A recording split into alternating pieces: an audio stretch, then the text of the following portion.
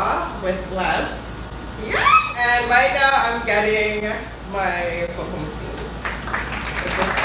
So, I'm here with Bless, and I'm gonna ask her a few questions about Yoni steaming. And I kind of want to share my story a little bit. Yeah. So the first time I heard about steaming, I was just telling Bless her that the Yoni steaming was from my grandmother.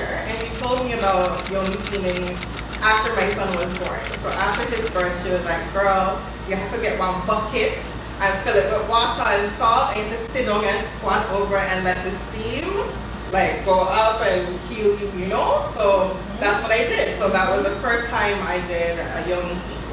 And then she told me every time at my cycle, after my cycle, to go and steam again. So that was like when I was in my 20s. So nobody ever told me about Yoni steam until after my son was born. So if it never did bond, maybe I wouldn't hear about it. Thank you, Grandma. Right. Turn off. So I just want to ask some of the questions and some of the benefits about Yoni steaming. So what are some of the benefits, like especially for like after birth? Yeah, so women would often steam after giving birth because it basically the vaginal canal is very elastic, right? So thinking about using your hair pony all the time, it gets stretched and stretched and stretched.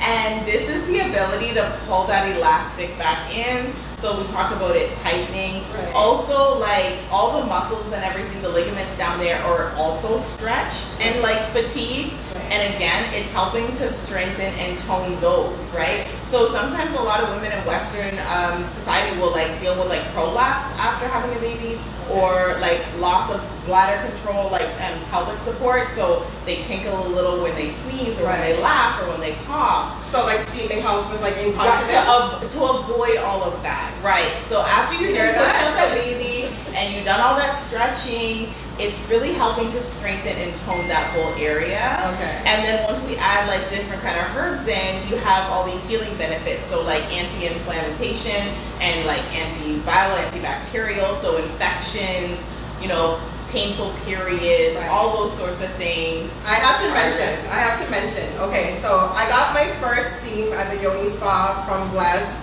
3 weeks ago, okay? And my cycle started about a week later, right? And it was so easy. It was like a 2-day cycle. No pain, no cramps. It was like a 2-day cycle. Like, I was like, what is going on? I all forgot, you know? And so I want to know a little bit about the herbs that you use for me and some of the benefits of those particular herbs. Yeah, so I'll use commonly across like most of my blends, you're gonna see like mugwort, motherwort, nettles. Like those really help with like regulating your cycle, especially like the flow. So like very heavy cycles, very light cycles will just like adjust around that. Hot guys. Just rock from side to side. You know the deal. Just rock a little bit. Yeah, I love using like calendula, which is another one that's anti-inflammatory, lavender, mint.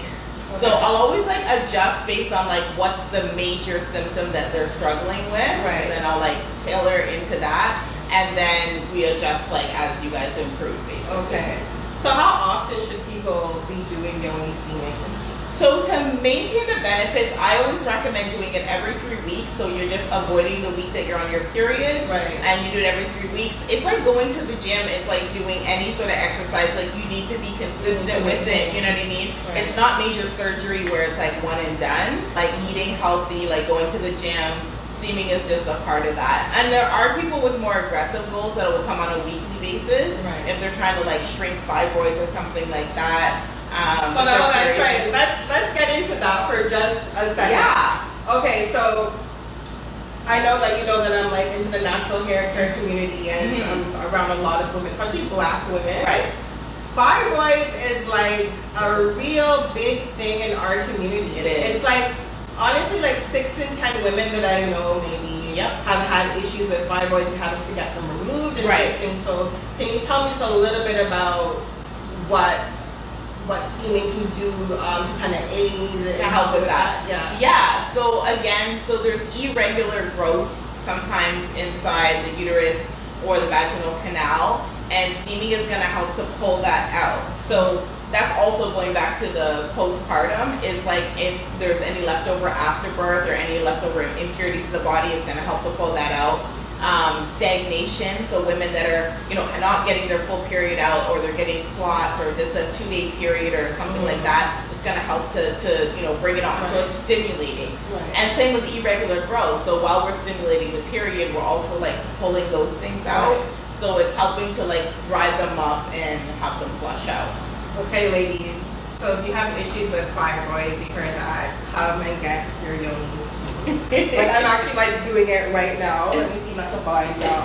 But underneath here, like I'm sitting on top of Nips. I'm sitting on top of it, and that's where all the magic is happening right now. Oh my god, actually I just turned like this and I can feel like, more? Yeah, so I feel like if you're coming to get your Yoni steamed, move around a little bit because you can really help work it in there. Do a little Kegels. I'm sitting here tip on the tour. I have a client who was always twerking. Yeah, like I don't have too much to twerk with, but my Kegels are on point. Okay. I'm trying to help bring some of the steam up, right? And I'm trying to help like release. That's it. It's like massaging it. So I'm giving it a steam massage, and it feels amazing. So let me tell you a little story. Okay. So I came 3 weeks ago for the first time, and I'm like, okay, let me come and do this. But, okay, this is like too much information. Sure. Okay. At first I thought nothing was happening because it's really bushy down there, and I was like, this is not gonna work. It can't penetrate past the hair. I'm not feeling nothing. You doubted. I was doubting because I was like, all right, whatever. It felt normal. I leave the place after my half an hour session. I leave the Yoni steam place now. And I'm outside and I get in the Uber and all of a sudden I'm just sitting there just smiling and I can't stop smiling and it's ridiculous. You're walking out. And then I realized the Uber is like talking to me nice and I'm like, alright, talk to me nice. I'm like, what's going on? Because I swear, every time I leave my house I never see no man on the road, nobody no want me. I don't understand, like I never see men on the road. Like I don't know where they are. But after I steam my Yoni, bear man walk me. Like it's a problem. Like I don't know if they can smell me, like if they can sense what's going on. No. And so I head home and everybody's like, why are you smiling now? What's going on? Why are you smiling? I'm like, I'm smiling? I didn't even know I was smiling. I'm like, okay. So my sister's like, yo, what? I'm like, yo, I think my pom-pom's awake. We're waking up pom-poms over here. I didn't know she was asleep. I didn't know. But apparently now she's awake. And just talking, like having conversations with man on the road because Bear Man keep approaching me and I'm like, what's going on?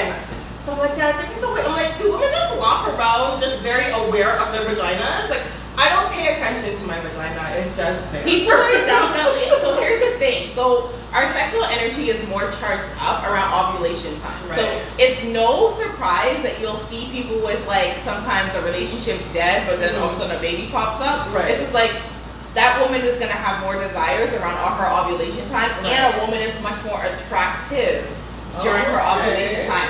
So it's something like chemically in our body. So like a man won't even realize that he's more drawn to you when you're ovulating, and you won't realize that your libido is on point when you're ovulating. So you have basically woken it up and improved the libido, which that is another side effect. You're not the libido turn up. And so now you don't even have to be ovulating. You are just on point, right? So it's funny that you talked about the fact that you felt a ways, but you also felt like they were noticing you more. Yeah. So my phone is full of phone number. Like I'm like, what's going on? You woke her up. You really did. It's a problem. Yeah. It's not a problem. You just have to manage it. Have to get used to this. It really takes management. People, let's talk about pom-pom pension. No, I need to bring this up. Pom-pom takes a lot of management. Like, this is not a joke thing. Okay? It's not. Like our hair. Like, all of it, right? Everything. Look at how much we put into our skincare. Our hair looks fabulous. What we put on in the morning. No, people have serious routines for what they put on their face in the morning and then again at night, right? And our hair, like we're to know that's $1 billion industry. Right. And imagine we're only just now realizing we need to put care into our vaginal care as well. Yeah. Can you imagine? Yeah. That? Like the source of life? Yeah. And source of enjoyment for most people? And what do you invest into it? Chimina have no money. You know, I don't pay it no mind. It's just an accessory. Like, I don't know. See? But now, like, okay, so full disclosure, I turned 37 like 2 weeks ago. So I was like, oh, walk. You know, it's funny, a friend asked me, like, because you know, people think that as a woman when you're getting older is tragic or something, which it is definitely No, not. I think we can sweeter. It's Like, sweeter. It is sweeter. Sweeter, wiser, way less insecure the older you get. Yeah. It's a beautiful Aware of thing. your power. I'm aware. aware. Yeah. Especially I'm this finding year. it now. Especially This right now. 2021, I'm pumping steaming on the internet. That's actually And people are tuning in to see it. And people are tuning in to see it. Yeah, so I turned 37. I was like, what can I do for myself? And I was like, my girl, the thought was like, you need to exercise some demons. Let go of all that doesn't serve you. Yep. Cleanse your body and just take away yourself from the nonsense. And a part of that was really womb care. Yep. Taking care of my Yoni, giving it the love and respect that it deserves, being a queen of fua. Yeah. Yes.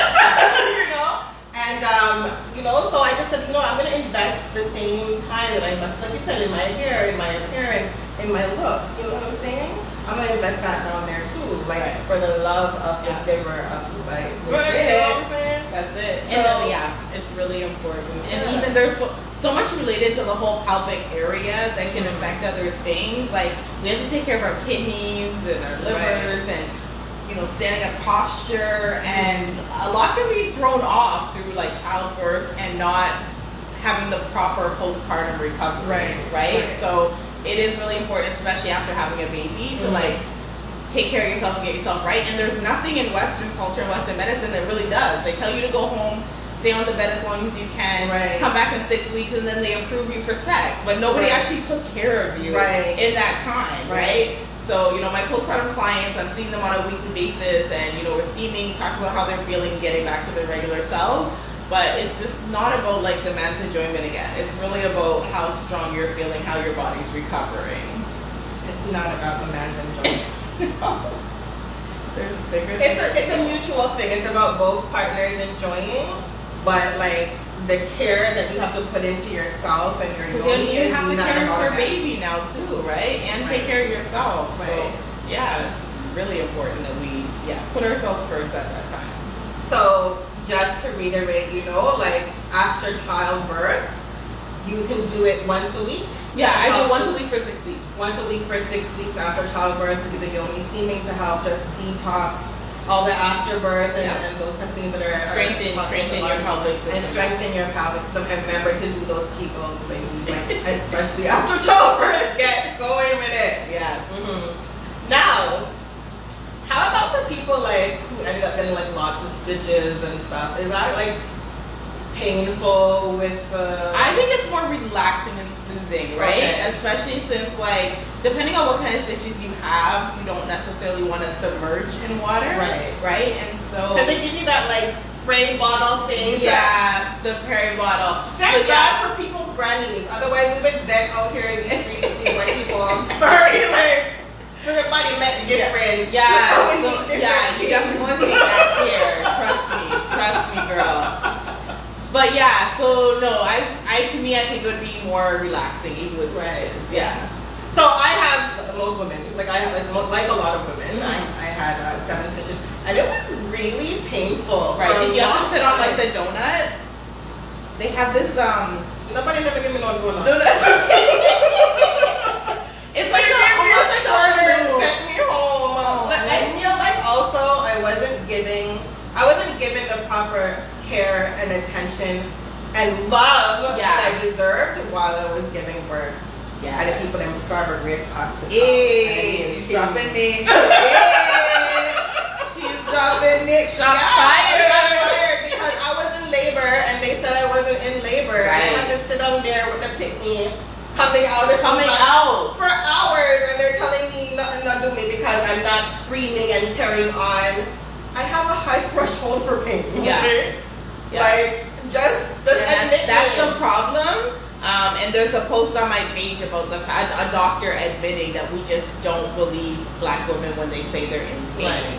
And I had a client, a white woman who worked as triage nurse, Right. and she said, like, when people come in, when women come in talking about abdominal pain, like they're gone to the bottom of the list. Mm-hmm. Like white, black, everyone, like we're Right. just not believed. That's That our insane. pain is, but it, you know, it's a man's field. Like yes, we Right. have female doctors now, but it was designed with Right. men by men. So when you guys went to school, the textbook was written by a man, and there's a lot of that misogyny there, right? So, You have to have a vagina and a womb to understand. You know, it just is what it is. I care one. That's why there's a different kind of care you get from midwives and Right. doulas, because that's Right. that original mother nurturing Right. community village Right. to really support a woman. Right. As And I opposed love to- that. Like, instead of just bearing, it's so unnatural to give birth. It's in very that, unnatural. You know, like, no. Like, To be laying down. Yeah, to be laying down and they're telling you to It's not push. helping gravity. It's Oh not my God, it helping was tragic. So if y'all can get a midwife and do this as peaceful, as relaxful as possible, do it. Especially as I'm getting older. You know, they say that if I get pregnant right now, it's a geriatric pregnancy. Yep. I'm coming up bored, girl. Yeah. Geriatrics, yeah, top notes. No, you gotta get the right support system. Right. That's true. Definitely Yeah. the right support system. So I would definitely recommend someone like that. So I am fertility, prenatal, and postpartum. So I'm not a labor and birth doula, but I can definitely get you in touch with one if you're looking for one. Right. And also finding a great midwife team. Right. See, that's a whole team. That's a community there to help you with bringing life into this world. Like that's how I would have loved for my Right? experience to be. Yeah. Instead of plus beer, bud water, Right? all kind of thing. And I'm you stressed need out. an advocate. Yeah. I think it's necessary to have that you have to have advocate. an advocate. And especially I was young. I was 21 when I had my son, right? So they kind of, and I'm black. Yeah. I'm 21, and I don't have a that's wedding the ring on worst. my finger. Yeah, So no. they're already looking at me side-eye. Right? That's the worst. Once you're young and black, Mhm. oh my gosh, the care that you get, the side eyes that you're getting in the hospital, it's not nice at all. I mean, you could be young and white, right? And it's just you're not looked down in the same way. Yeah, you looked at a different type of way. And no, again, they didn't believe that I was in labor. They didn't believe me. They were kind of very And callous. even once they did confirm you did, it was just like calm down sort of thing. So, yes, I'm talking about this bitch got kicked in her face. Excuse my language. So, they finally admit me into the hospital because I was catching at the hospital because Yeah. they sent me home. They said They they're not having tried. no baby today. They tried. First of all, my son was already 5 days overdue. So I came like, oh no, come check him out, right? Right. No, it's done, yes, sir. Yeah. They're like, no. First of all, his head is only 36 weeks developed or whatever nonsense they told me. He's not facing down and in the birthing position or whatever nonsense they told me. I'm like, but he's coming and I can feel it. They're like, nah, if he was coming, you'd be in pain. And it's your first. They don't believe anything we say when it's our first. It's crazy. So I'm like, okay, so I'm like, I'm catching here, I'm not moving. Like, I'm not going nowhere. They sent my son's father home. He's looking at me like I'm extra and I'm crazy because the hospital's like, no, you're not having a baby. So anyways, how they ended up admitting me was, I started crying because I was getting miserable, so I started crying. And then they had me strapped down to some kind of something and all these machines. Oh, like IV. No. It would have been good if it was that. They just had me strapped down to this and leave me. So I took off this something them off of me, and I just walked to the trash can and started throwing up. This nurse comes in and grabs me from behind. She's like, "You're not supposed to get up!" And then I just started peeing all over her leg. The sweetest. The sweetest release. No, it was the best, better than the orgasm. Just whoosh, coming down all over her leg. She's like, oh my God, you're in labor. Bitch, I've been trying to tell you. Yeah. I've been Hours trying to tell you. Get some hours. attention, trying to And get some furthermore, I had some virus that some pregnant people get, and it's harmful to the baby, right? So they had to hook him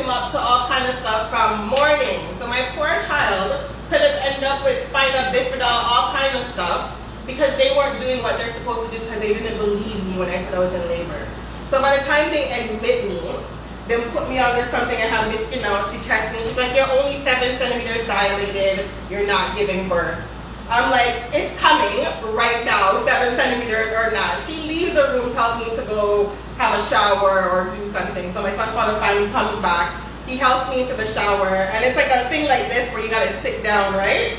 And the shower is beating on you, so I go and I sit down, and I'm like, oh my God, I'm sitting on the baby's head, right? Like, I'm like, and he's like, oh my God! Runs to get the nurse, because of course they never bothered to call my doctor. Right? Even though your water broke. Nobody bothered to call my doctor. So... And they always say water breaking is a Hollywood thing. Women's water doesn't normally break. So for your water to break, like, this is like a huge sign. Oh, and the nurse, come, and she's like, okay, come on. I still wasn't 10 centimeters, I was 7.5 at this point. Right. And he just came out. So I ripped right, like, if you had believed me, you'd have time to cut, do what you have to do. To this day, we can't grind in peace, sticking the people down and the stitches. Like, you sound like you have a case right there. I'm very upset. Injury case. That is a permanent injury. Loss, exactly. Yeah, that's a loss. Damages. Loss and damages. I'm telling you. Loss and damages. And I'm there and I'm in pain and I'm screaming and here I am. Do you hear anybody else screaming in here? Yeah. Everybody else has an epidural. Right? They ran out of time. They couldn't do nothing for me. Nothing. So what they ended up doing, I think they gave me like Demerol or some stupidness. Some after Tylenol kind of thing. Some stupidness. So what happened when she said, do you hear anybody else? She called out again. I was like, she's like, do you hear anyone? What? I bet she won't ask them stupid questions. Stupid question. Because I'm in pain, you're telling me to calm down and there's a human being coming out of my itsy bitsy teeny weeny. So poor me, the you just came and I ripped right open. They had to stitch me up back and all kind of excitement. I didn't even see him. The second he was born, they run gone with him because I was sick. I got a virus. Yes. And they didn't take precaution for it. Right. That's the worst. I had that happen to me where they take the baby away when it's first born. It is the worst feeling in the world. I've never gotten over that. I feel like I was the last person in the world to see my child because my parents went. My parents went. My dad was in the waiting room. My mom was in the surgery with me. And then my mom went with the baby. My dad gets to go see the baby. I'm left alone. Right. I'm thirsty. They won't let me have a drink. I was like I had to cry to go to finally see the baby. So I know what you mean by he was whisked away. And it's just like I just went through all that shit of fighting you guys, and now you're prioritizing my baby, and nobody's prioritizing me. Right. You were left. The baby was gone. Yeah. No answers. And no skin to skin contact immediately. Nothing. And this tech when they put me on gone. He was in ICU. When he came back, he was full of holes. So like, we didn't do anything to him. How is he boring the holes in him? We didn't do anything to him. How? And had you listened to me and done what was supposed to be done from the beginning, we wouldn't be here. Like, he wouldn't have to have been there. Exactly. But who takes accountability for that? Nobody. Like, somebody dropped the ball. Nobody takes accountability because nobody wants to take our pain seriously. And when you're young too, I know that if I was ever to go through that, I can't go somewhere. Right? No, sorry, because I'm really good at advocating for myself at 37. Right? Okay, don't play me. Yeah. And you know what? There's women even your age and older who still wouldn't know how to advocate for themselves in that situation, or it is their first child, so they don't have the experience you have. So it's just like, this is where doulas come in. Right. Right? And again, I'm not a labor and birth doula, but people don't really understand their place, and it's that. We're in our right mind to see the things that are wrong. Yeah, we're in our right mind to speak up for you when you can. So BV, let's talk about BV. Yeah. And how steaming helps with BV. Yeah. I've had women with BV, like within 24 hours, less than 24 hours, they say it's gone. Right. As in the odor's gone. Again, if you check out my page in the testimony section, I quote people right there. Like, I've never had a pain-free period. I've never had a period without an odor. Periods, you know, odor-free. Yeah. People, what's iron? Yes. That's right? strong. So yeah, BV is common. I would say about 85% of my clients will come in and either are having or have had that sort of outbreak. A client I had today, was really bothered by it because at her age, she's never had that issue, and it's just with a partner that she's been with for the past year, and it's only the last couple months that she's having this. And like, we know it's a lot of times related to the partner, right?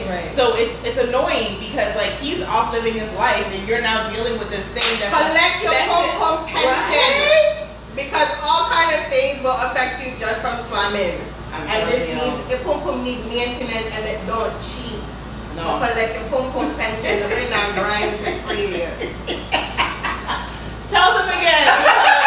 Honestly, so there's steaming and other things that can help with your period and just keeping it fresh and stuff down there is using organic pads, tampons. Yes, let's talk about that. For real, like y'all. Those other brands are very toxic. They have a lot of fillers, a lot of plastic. It messes up the estrogen in your body. Your hormones are thrown off. This is why you have the problematic periods. This is why you're haywire before your period and all this sort of thing. It's because of the synthetics in your food and the products you're using on your skin, and that comes down to, like I said, the pads as well. Having that next to your skin, your intimate region, so long. Let me just pop some things. Tell them. Yeah. So I used to use always with wings. I used to use always with wings, and I used to dread getting my period, not because of period pain or discomfort, but because the pads are so freaking toxic. Like, I can feel it burning my skin.